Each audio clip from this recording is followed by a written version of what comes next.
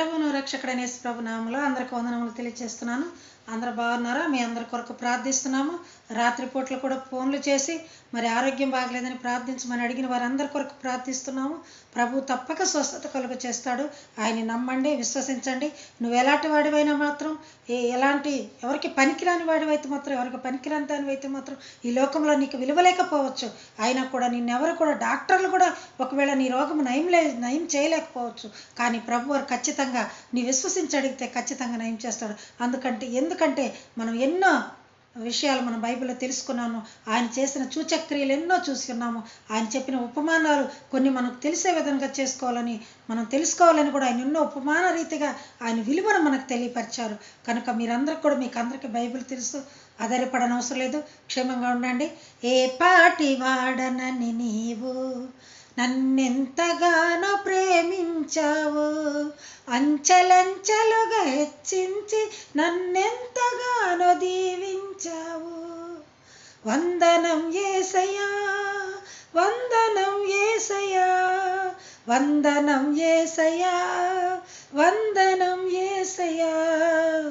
నీవు చేసిన మేళ్లకు, నీవు చూపిన కృపలకు, నీవు చేసిన మేళ్లకు, నీవు చూపిన కృపలకు వందనం యేసయ్యా, వందనం యేసయ్యా, వందనం యేసయ్యా, వందనం యేసయ్యా. బలహీనుడనైన నన్ను నీవెంతగానో బలపరచావు. క్రీస్తేసు మహిమైశ్వర్యములో ప్రతి అవసరమును తీర్చావు. వందనం యేసయ్యా, వందనం యేసయ్యా, వందనం యేసయ్యా, వందనం యేసయ్యా. నీవు చేసిన మేళ్లకు, నీవు చూపిన కృపలకు. ప్రేమ కలిగిన తండ్రి యేసయ్య, నీవెన్నో మేలులు చేసావయ్యా. ఈ దినమున చూడలేక ఎంతోమంది మరణించారైతే మేమైతే తండ్రి నీ యందు బ్రతికి ఉన్నామయ్యా. నీ యందు బ్రతికి ఉంటే నిన్ను స్తుతించలేని జీవితం మాకు వ్యర్థమయ్యా. పౌలు గారు చెప్పి ఉన్నారు, అందరు ఏకభావంతో ఏక మనసుతో కలిసి ప్రార్థించండి, స్తుతించండి, ప్రభువుని వేడుకొనండి అని చెప్పిన రీతిగా ప్రభు మేమందరం కూడా ఈ ఫోన్ ద్వారా కావచ్చునైనా ఇలా ఈ వాక్యం వింటున్న ప్రతి బిడ్డ ద్వారా కావచ్చుమని ఏకభావంతో ఇప్పుడు అందరం కలిసి ప్రార్థించాలి ప్రభు. ఒకవేళ నా ప్రార్థన వింటున్న బిడ్డలు ఒకవేళ ఈ ప్రార్థనలు ఏకీభవించారేమో వారికి కావాల్సిన అవసరతలు తీర్చుకొని యేసయ్య పరిశుద్ధ నామములో అడిగి వేడుకుంటున్నా తండ్రి. ఆమెన్. ఆమెను చెప్దాం అందరం ఒకసారి. ఆమెన్. మరొకసారి ఆమెను చెప్తాం. మీకు అందరికీ వందనములు. ఇంకా నాకన్నా పెద్దవారు ఉంటే ఒకవేళ ఈ వాక్యమును నా నోట పలికిస్తున్న దివ్యవాక్యలు ఒకవేళ వారు కూడా వింటుంటే వారికి నా ప్రత్యేకమైన వందనాలు తెలియజేస్తున్నాను, కృతజ్ఞతలు కూడా తెలియజేస్తున్నాను. ఎందుకంటే నా నోట పలుకుతున్న దివ్యవాక్యలు మీరు వింటున్నందుకు సమయం కేటాయించి మీకు ప్రత్యేకమైన వందనాలు. మరి బ్రదర్ అండ్ సిస్టర్స్, దేవుడు మిమ్మును, మీ కుటుంబాలను, మీ జీవితాలను ఆశీర్వదించును గాక. అలాగే మనం ఈరోజు వాక్య భాగంలోకి వెళ్ళిపోదాం. మనం అందరం కూడా ప్రతిరోజు వాక్యం చూసుకుంటున్నాం. ఈరోజు కూడా వాక్య భాగంలోకి వెళ్దాము. మరి అపోస్తలుడైన పౌలు గారు చెప్పిన కొన్ని మాటలను మనం చూసుకుందాం. శ్రమలో దేవుని సహాయం. కొంతమంది శ్రమ పడుతుంటారు, ఆ శ్రమలో ఎవరి సహాయం అందకపోవచ్చు. దేవుడు కూడా ఎక్కడి నుంచి నాకు సహాయం చేస్తాడా అని అనుకొని ఉండవచ్చు. కానీ చక్కగా ఆయన సహాయం చేసేదానికి ఏర్పడి ఉంటాడు. ఒక చిన్న ఉపమానం చెప్తాను. జరిగిన విషయమే. ఒక పాస్టర్ గారు ఉన్నారంట. ఆయన కుటుంబం, భార్య, వాళ్ళిద్దరు కూడా మధుమే వయస్సు కలవారు, యుక్త వయసు కలవారు కాదు. వారు పెద్దవారు అయి ఉన్నారు. వారు ఎవరికైనా వారికి ఉన్న దాంట్లోనే సహాయం చేసే గుణం కలిగిన వారైతే ఒకసారి ఒక సంఘముకు వచ్చి ఒక యవనస్తుడు కావచ్చు, లేకపోతే ఒక పెద్ద ఆయన కావచ్చు, అయ్యా మాకు కొంత అప్పులు ఉన్నాయి, కొంచెం ఇల్లు కట్టుకుంటున్నాం, మాకు బాధగా ఉంది, ఒక 10,000 ఎక్కడన్నా ఇప్పించండి, తర్వాత మీకు ఏమైనా కలిపి ఇస్తాము అన్నట్లుగా అడిగినప్పుడు సరే పాస్టర్ గారు కాదని లేక ఆయన దగ్గర లేవంట, ఆయన కూడా వేరే వాళ్ళ దగ్గర అడిగి బదులు తీసుకొచ్చి వడ్డీ కందో ఎలాగో తీసుకొచ్చి ఇచ్చారంట. సరే ఆయన తీసుకొని వెళ్ళిపోయాడు. ఆ పని అయిపోయింది. ఇక ఎన్ని రోజులు చూసినా ఆయన కనపడలేదు, రాలేదు కూడా. ఇక వీరు పాస్టర్ గారు తెచ్చిన దగ్గర వాళ్ళు అడుగుతున్నారు, వాళ్ళని ప్రెజర్ చేస్తున్నారు. కానీ పాస్టర్ గారి దగ్గర 10,000 కూడా లేని స్థితి. ఆయన చాలా పేదవ, ఆయన దేవుని సేవలోనే ఉంటున్నాయన.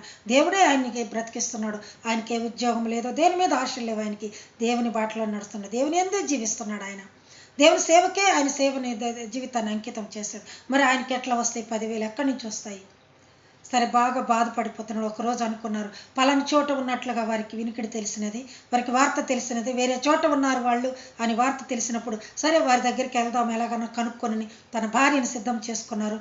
అంతా ఏర్పాటు చేస్తున్నారు, బట్టలు లగేజీకి పెట్టుకున్నారు, ప్రయాణం అయ్యారు, బయటకు వెళ్తున్నారు. బయటకు వెళ్తున్నప్పుడు వారు తాళాలు కూడా వేసేసారు. తాళాలు కూడా వేసేసి బయట మెయిన్ గేట్ ఉంటుంది కదా, అక్కడికి వచ్చేసారు. అక్కడికి వచ్చేసరికి ఆ పాస్టర్ గారికి మనసులో go to your room prayer, go to your room prayer అని వస్తుందంట. మీరు మీ గదిలోకి వెళ్ళి ప్రార్థించుకొని రండి అని వస్తుందంట. సరే ఎందుకు ఇలా వస్తుందని మళ్ళీ వెనక్కి వెళ్ళిపోతున్నారంట. వెనక్కి వెళ్ళిపోతున్నప్పుడు పాస్టర్ అమ్మగారు అడిగారంట, అయ్యా ఎందుకయ్యా మళ్ళీ వెనక్కి వెళ్ళిపోతున్నారు మీరు, సమయం అయిపోయింది కదా, మనకు ట్రైన్ వెళ్ళిపోద్ది కదా అని పాస్టర్ అమ్మగారు అన్నప్పుడు, లేదు పాస్టర్ అమ్మ ఒక్క మాట ప్రార్థన చేసుకొని వస్తాను పాస్టర్ అమ్మగారు అని చెప్పి మరలా ఆయన రూమ్లోకి వెళ్ళి చెప్పులు బయట విప్పి ఆయన గదిలోకి వెళ్ళి ప్రార్థన చేసుకొని, ప్రభు నన్ను ఎందుకు వెనక్కి వెళ్ళమన్నావు, ఎందుకు ప్రార్థించుకోమన్నావు అని చెప్పేసి వెనక్కి వెళ్ళి ప్రార్థన చేసుకుంటూ ఉన్నాడంట.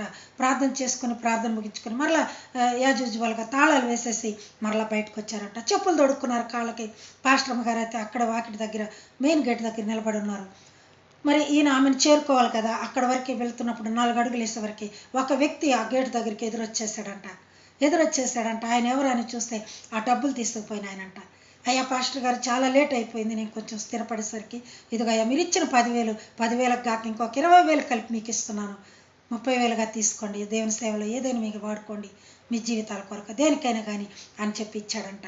చూడండి ప్రియులారా, వాళ్ళు ఎక్కడికైతే వెళ్ళి ఎక్కడ దొరుకుతారో అని వాళ్ళ సందిగ్ధంలో బాగా మైండ్లు కూడా వాళ్ళకి స్ట్రెస్లో వెళ్తున్నారు, చాలా ఒత్తిడిగా గురైపోయారు, పెద్దవాళ్ళు అయిపోయారు, తిరగలేరు. ఆయన ఎలా పోవాలి ప్రభు అని వెళ్తున్నప్పుడు go to your room prayer అని చెప్పినప్పుడు ఆ ప్రార్థన గదిలోకి వెళ్ళి ప్రార్థన చేసుకుని వచ్చిన తర్వాత ఆయన నేరుగా వాకిటి దగ్గరికి వచ్చారు. ప్రియులారా, ప్రియమైన దేవుని బిడ్డలారా, ఒకటి ఆలోచిద్దాం మనం. ఒకవేళ ఆ వాక్కు ఆ తలంపు ఆయనకి రాకుండా ఉంటే, ప్రభు వారి దూత ఆ విధంగా go to your room prayer అని చెప్పకుండా ఉంటే ఆయన నేరుగా వెళ్ళిపోయాడు. ఆయన ఒక దారిని వెళ్ళిపోయేవాళ్ళు, వీళ్ళొక దారిని వెళ్ళిపోయేవారు, పాస్టర్ గారు ఈయన ఒక దారిని వచ్చేవాడు, జస్ట్ మిస్ అయ్యేవాళ్ళు కదా.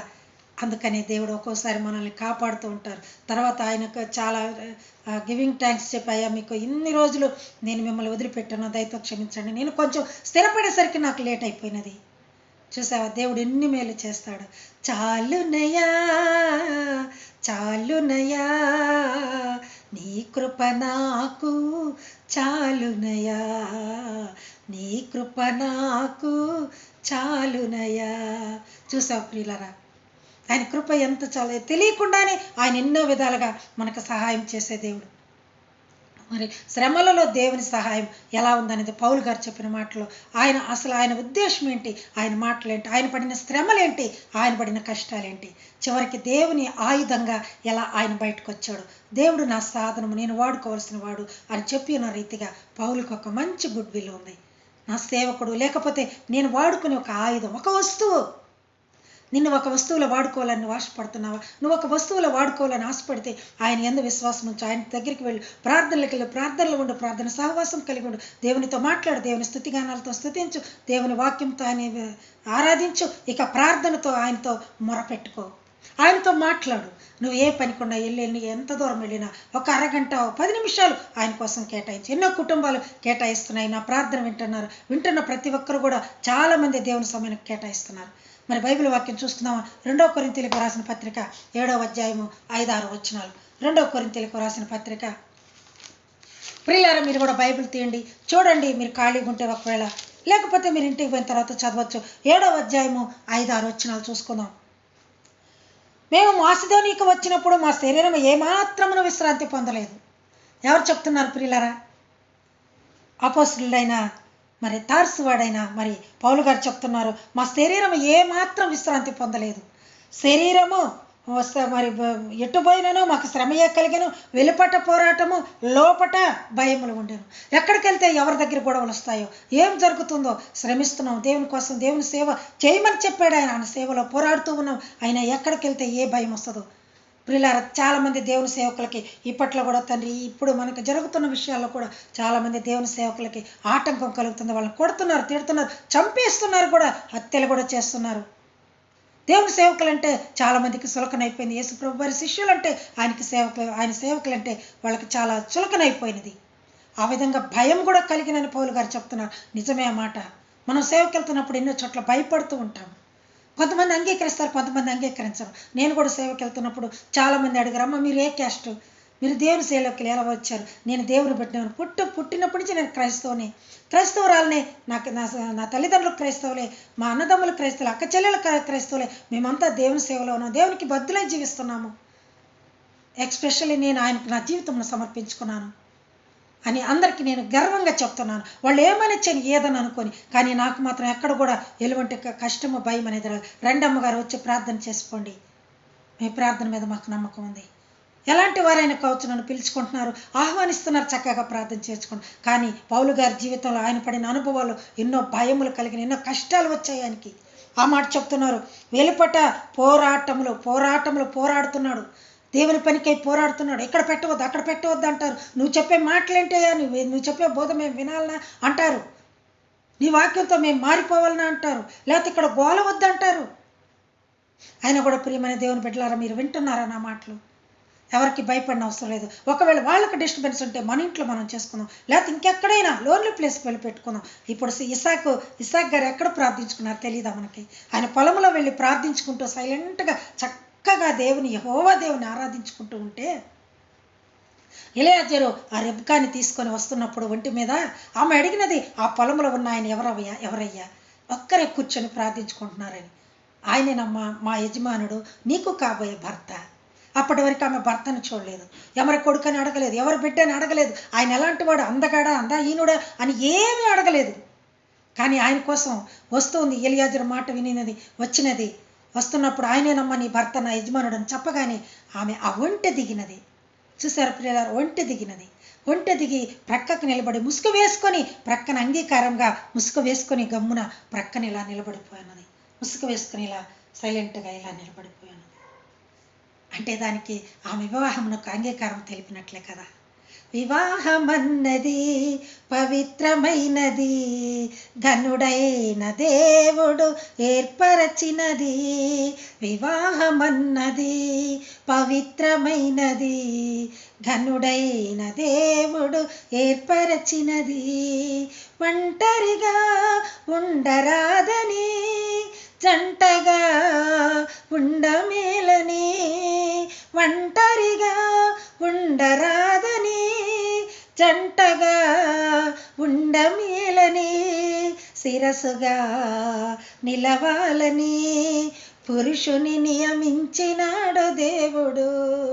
శిరసుగా నిలవాలని పురుషుని నియమించినాడు దేవుడు. వివాహమన్నది పవిత్రమైనది, ఘనుడైన దేవుడు ఏర్పరచినది. ఆయన ఏర్పరిచిన వివాహంకి అబ్రహాము చెప్పి ఉన్నారు, మంచి అమ్మాయిని మన దేశం నుంచి తీసుకురా, అలాంటి అమ్మాయిని నా కుమారుడికి వివాహం చేయి అని వాగ్దానం చేయించుకుని, ఒట్టు వేసుకుని, తొడ కింద చేయబెట్టి ఒట్టు మరీ వేయించుకుని పంపించారు. ఆ విధంగా దేవుడు ఇస్సాక్ ఎక్కడ ప్రార్థన చేసుకుంటున్నాడు, దేవునికి ఎంత సమయం కేటాయించాడు, ఎంత లోన్లీ ప్లేస్కి వెళ్ళాడు, ప్రశాంతమైన వాతావరణానికి. అలాగే మీరు కూడా భయపడిన అవసరం లేదు. ఎక్కడ మీకు వీలైతే అక్కడ పోయి చదువుకోవచ్చు, ఎక్కడ మీకు వీలైతే అక్కడ పోయి ప్రార్థన చేసుకోవచ్చు.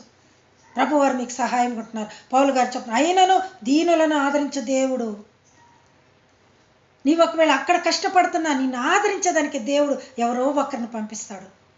అమ్మ ఇక్కడ కాదు, ఇంకొంచెం అక్కడికి వెళ్ళండి, అక్కడైతే ఎవరుండరు, అక్కడికి వెళ్ళి చేసుకోండి పాస్టమ్మ గారు, అక్కడ ఒక కష్టం కూడా ఉంది, అక్కడైతే వర్షం పడ్డా కూడా నీళ్లు పడవు, అక్కడికి వెళ్ళి చేసుకోండి. ఎంతోమంది నాకు చెప్పి ఉన్నారు. నేను నా జీవిత అనుభవంలో నేను పొంది ఉన్నాను. అలాగే ప్రియులారా చెప్తున్నాను, తీతు రాక వలన మమ్మల్ని ఆదరించను. తీతు గారు వచ్చిన తర్వాత వారిని ఆదరించినట్లుగా పౌలు గారు చెప్తున్నారు. ఎవరో ఒకరి ద్వారా దేవుడు మనకి కార్యం సఫలపరుస్తాడు. చేయడని అనుకోకూడదు, చేయలేదని బాధపడకూడదు. మేము ఎలా చేయాలి, ఏం చేయాలి, మరి ఇక్కడ కుదరట్లేదు అనుకోకూడదు. ఇంకొక విషయం కూడా చూద్దాం, కృపను వ్యర్థం చేసుకోకూడదు. ఆయన ఎన్నోసార్లు మనకు కృపనిచ్చి ఉన్నాడు. ఇంత జీవితం మనకి ఇచ్చినప్పుడు ఆ కృపను వ్యర్థం చేసుకోకూడదు అని చెప్పి ఉన్నాడు. 2 కొరింథీయులకు రాసిన పత్రికే 6వ అధ్యాయము 1-2 వచనాల్లో చూసుకుందాం. మనం 2 కొరింథీయులకు రాసిన పత్రిక 6వ అధ్యాయము 1-2 వచనాలు చూసుకుందాం. ఏమంటే, మీకు ఇచ్చిన కృపను వ్యర్థము చేసుకోవద్దని చెప్పి ఉన్నారు. మీకు ఇచ్చిన కృపను, మనకెంత కృప ఇచ్చాడు చూడండి. ఈ రోజున ప్రార్థించుకోవాలని అవసరం ఉంది, ఆలోచన ఉంది.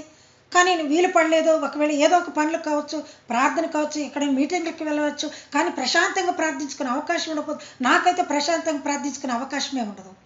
ఎందుకంటే ఎక్కువ సమయం దేవుని సేవలో గడుపుతూ ఉంటాను, ఆయా ఊర్లకు వెళ్తుంటాను. ప్రశాంతంగా నేను కూర్చొని నా కొరకు, నా కుటుంబం కొరకు ఎప్పుడు నేను ప్రార్థించుకోలేదు.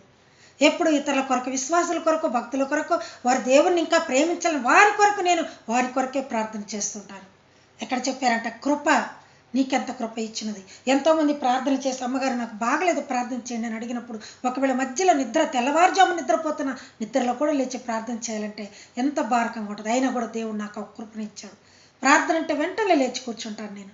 మాకెంత అనారోగ్య పరిస్థితి బాగలేకపోయినప్పటికీ, ఒకవేళ శరీరం సహకరించకపోయినప్పటికీ నేను లేచి చక్కగా కూర్చుని వాళ్ళ బాధ గురించి వాళ్ళకి ముందు ప్రభు ఉన్నాడో మనం ధైర్యంగా ఉండు అని చెప్పేదానికి నేను ఖచ్చితంగా లేచి ప్రార్థన చేస్తాను.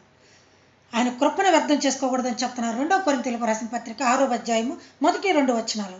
కాగా మేము ఆయనతోటి పనివారమై పొందిన దేవుని కృపను వ్యర్థం చేసుకోవద్దని మిమ్మల్ని వేడుకొనిచున్నాను. పౌలు గారు 2 కొరింథీ సంఘంలో ఉన్న పరిశుద్ధులకు చెప్తున్నమాట, కృపను వ్యర్థం చేసుకోవద్దు. కృప ఇచ్చిన్నాడా మీకు, ఆ కృపను వ్యర్థం చేసుకోవద్దు, కాలయాపన చేసుకోవద్దు.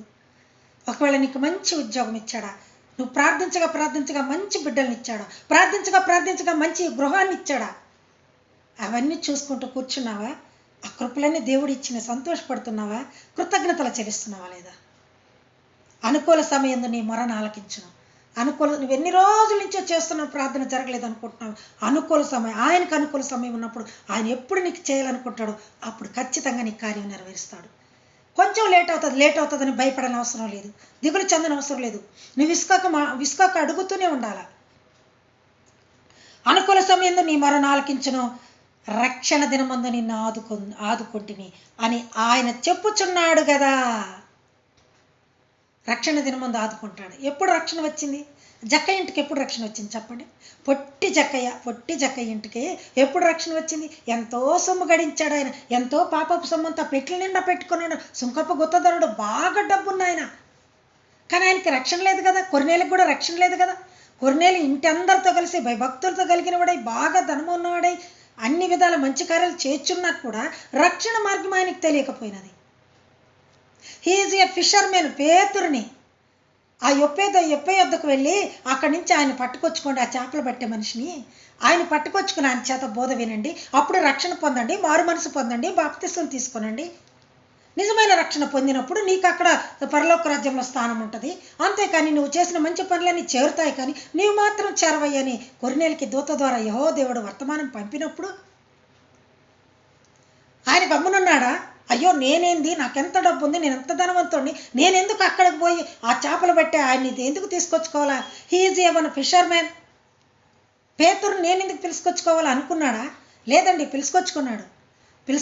పెద్దవారిని పంపించి గౌరవప్రదంగా ఆయనకు ఆహ్వానం పలికి ఆయన కుటుంబంలో చేర్చుకొని, ఆయన వచ్చేసరికి ఆయన ఒక్కడే బోధ వినకుండా ఎంతోమందిని, ఇరుగు పొరుగు వారిని, బంధువులని, రక్త సంబంధికులను అందరం పిలుచుకొచ్చుకొని ఆ ఇంటి నిండా మొత్తం ఆ స్థలమంతా నింపి వేయబడిపోయి ఆయన వచ్చేసరికి మొత్తం జనంతో నిండిపోయినది. పేతురు వచ్చేసరికి ఈ పేతురు చెప్తున్న బోధ, పేతురు గారు చెప్తున్న బోధ కొర్నేలి ఒక్కడికే కాకుండా ఆయనతో వచ్చిన వారందరూ విన్నారు. అందరి హృదయంలో నాటింపబడినది వాక్యం. అందరూ మారు మనసు పొందారు, అందరూ రక్షణ పొందారు, అందరూ బాప్తిస్మం తీసుకున్నారు. అందుకని ఏ సమయంలో ఎప్పుడు నీకు రక్షణ సమయం వస్తుందో అప్పుడే నీకు ప్రభు ఇస్తాడు. అదే అనుకూల సమయం. పొట్టి జక్కయ్య ఉన్నాడు, ఆయనకి ఎంతో ఉంది, ఎంతో సంతోషంగా ఉన్నాడు. ఆయన కూడా ప్రభుని చూడాలని ఆశపడ్డాడు. మరి నజరేతుకు వచ్చాడంట, ఆయన ఎరుకో పట్టణానికి వచ్చాడంట. నజరేతు వాడు చూడాలని ఆశపడి ఆ మేడు చెట్టెక్కాడు. పొట్టివాడు కదా, చూడలేడు. పొట్టివాడంటే మనిషిలోనే పొట్టివాడు కాదండి, ఆయన చేసిన పనుల వల్ల మరి ఆయన ఒక పాపి అయి చూడలేకపోయినా అని కూడా మనం అర్థం చేసుకోవచ్చు. ఆయన పొట్టివాడైనందున చూడలేకపోయాను. మన పాపముల చేత మనం చూడలేకపోయాము. ఆయన పొట్టివాడైనందున ఆయన చూడలేకపోయినా ప్రయత్నించాడా లేదా చెప్పండి మీరు. ఆశయ చిన్నాశయ ఓ యేసయ్య నీవే తీర్చాలయ్యా, నీతో నేను నడవాలని, నీతో కలిసి ఉండాలని, నీతో నేను నడవాలని, నీతో కలిసి ఉండాలని ఆశయ చిన్నాశయ ఓ యేసయ్య నీవే తీర్చాలయ్యా. నడువలేక నేను ఈ లోకయాత్రలు బహుబలహీనుడనైతినయ్యా. నా చేయి పాటి నీతో నన్ను నడిపించుమయ్యా నా యేసయ్యా. నీతో నడువాలని నీతో ఉండాలని చిన్నాశయ ఓ యేసయ్యా. ఆశయ చిన్న ఆశయ ఓ యేసయ్య నీవే తీర్చాలయ్యా. పొట్టి జక్కయ్య ఆశ తీర్చుకునేందుకు ఆ మేడి చెట్టు ఎక్కాడు. పొట్టివాడైనందున చూడలేకపోయిన, ఓకే ఆల్ రైట్. మరి నీవు పొడవుగా ఉన్నావు కదా, నీవు చూడగలుగుతున్నావా? ఈ రోజున నీ పాపములు ఒప్పుకుంటున్నావు, పాపం వలన చూడలేకపోతున్నావా? ఒకసారి ఒప్పుకొని చూడు. అతను కూడా ఒప్పుకొని ఆశపడ్డానయ్యా నిన్ను చూడాలని చెప్పేసి చక్కచక్క మేడి చెట్టు ఎక్కేశాడు. పొట్టివాడు కదా, పడుతూ లేస్తూ ఎక్కాడేమో, ఆ కొమ్మ పైన కూర్చున్నాడేమో, ఒక అంగి తొడుక్కుని ఉంటాడు కదా, అటొక్కాలు ఇటొక్కాలేసి కూర్చొని ఉన్నాడేమో. కానీ ఆ చెట్ల ఆకుల కింద నుంచి నువ్వు చూడాలని ఆశపడగానే యేసుప్రభు వారి చెట్ల ఆకు కింద నిలబడ్డాడు. జక్కయ్య రా, నువ్వు దిక్కులు చూడవలసిన అవసరం లేదు, నీ క్రిందనే నేను ఉన్నాను. ఎంతటి ప్రేమ చూడండి ప్రభు వారికి.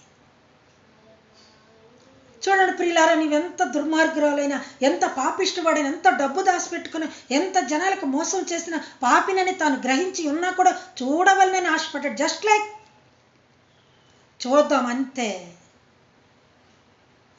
ఏముంది నాలో ఏ పరిశుద్ధత లేదే, అయినా నన్ను ప్రేమించితివే.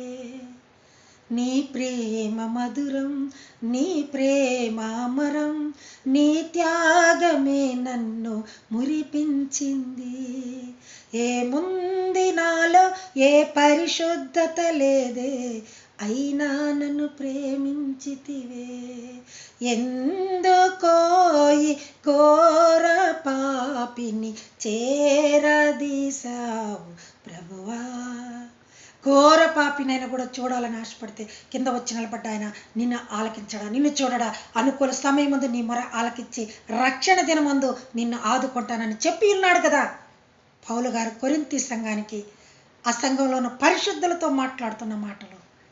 మీరెక్కడ కూడా అవిశ్వాసం వచ్చుకోపోవద్దు, మీకు రక్షణ దినం ఖచ్చితంగా ఉందని ఆయన బోధ చేస్తున్నాడు. ఎంత కష్టపడ్డాడు ఆయన బోధలో, ఎంతో కష్టపడ్డాడు. ఇంకా ఒక వచనం చూసుకుందాం ప్రియులారా. మనం ఫిలిప్పీయులకు రాసిన పత్రిక 1వ అధ్యాయము 27-28 వచనాలు చూసుకుందాం. ఫిలిప్పీయులకు రాసిన పత్రిక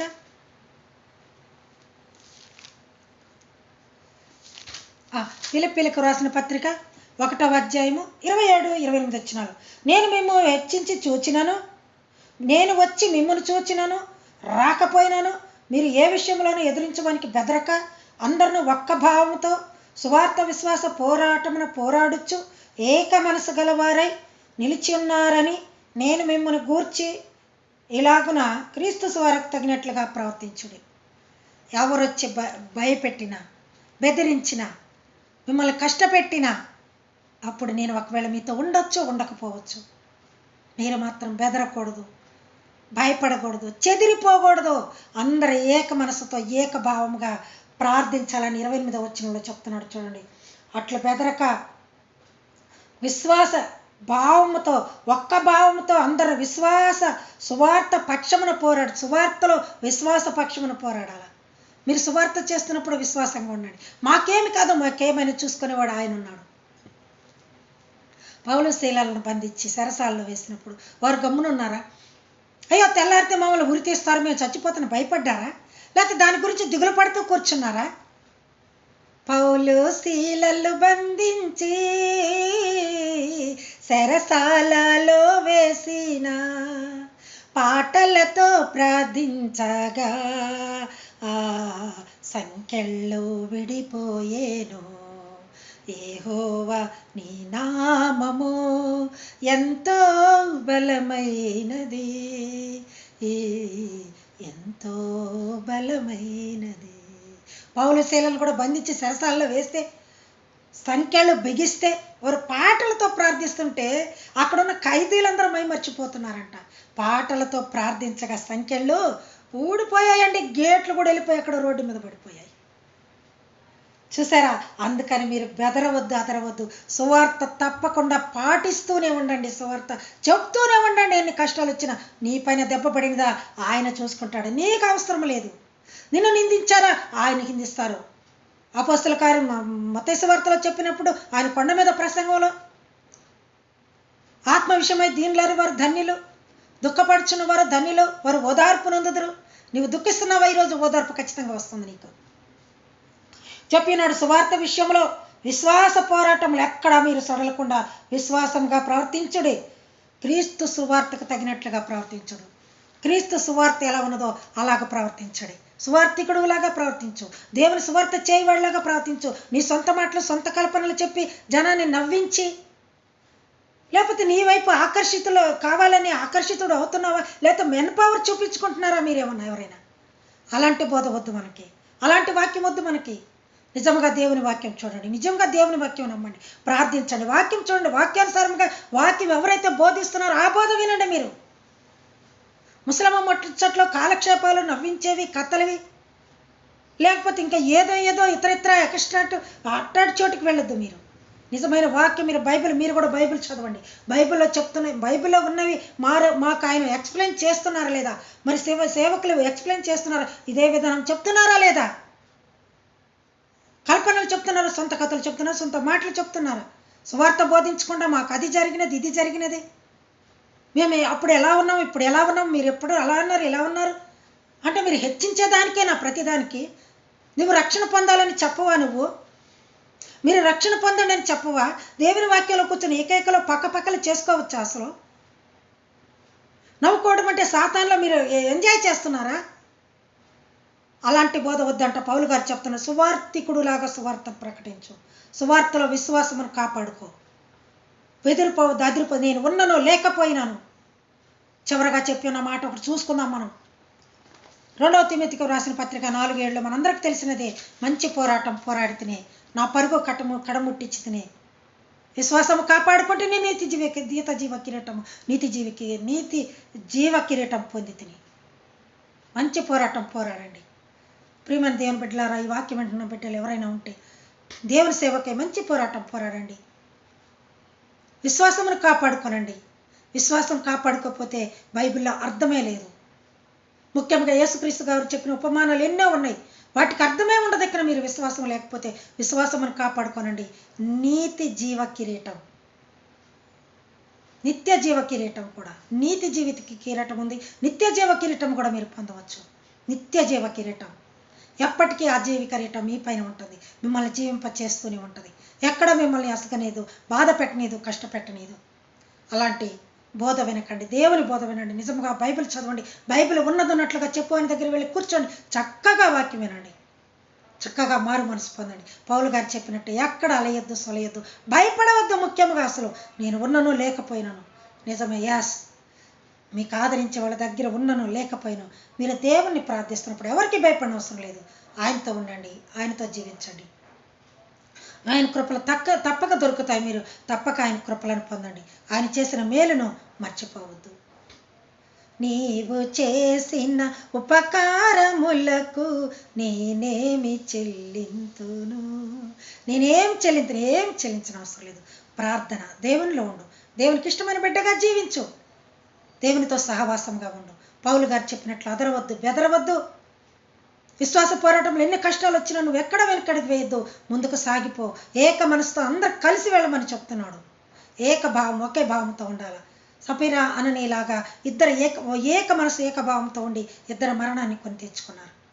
అలాంటి కోరికలతో ఉండకూడదు. ఏక మనసుతో దేవుని సువార్త విషయంలో, దేవునికి సువార్త చాటే విషయంలో ఏక మనసుతో అందరు కలిసి ఉండమని చెప్తున్నారు. ఈరోజు నీవు కూడా తీర్మానించుకో. దేవుని మాటలు చెప్పాలనుకున్నప్పుడు ఎక్కడ భయపడిన అవసరం లేదు. తీర్మానం చేసుకో, ప్రభా నీ సేవలో నేను ఉంటానయ్యా. ఒకవేళ నేను సేవకుడు కాలేకపోయినా నీ పనులు నిన్ను ప్రార్థించుకునే బిడ్డగా నేను జీవిస్తానయ్యా, నీకు ఇష్టమైన బిడ్డగా జీవిస్తానయ్యా. ప్రార్థించుకోండి, దేవుని తప్పక సహాయం చేస్తాడు. ఈనాటి వాక్య భాగం ముగించుకున్నాం. దేవుడు మిమ్మల్ని మీ కుటుంబాలను ఆశీర్వదించి దీవించును గాక. God bless you all. Thank you.